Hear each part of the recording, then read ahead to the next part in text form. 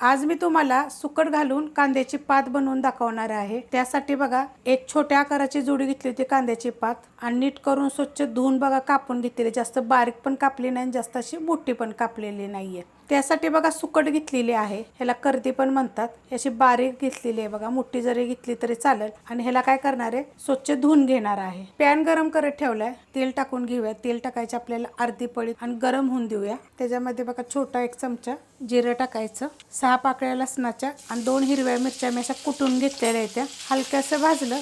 त्याच्यामध्ये बघा पातीचा कांदा टाकूया आणि ते पण ह्याच्यामध्ये आपण चांगले भाजून घेऊया। त्याच्यामध्ये टाकायचं एक टोमॅटो आणि हे पण आपल्याला मीडियम गॅसवर 1 मिनिटभर परतून घ्यायचे।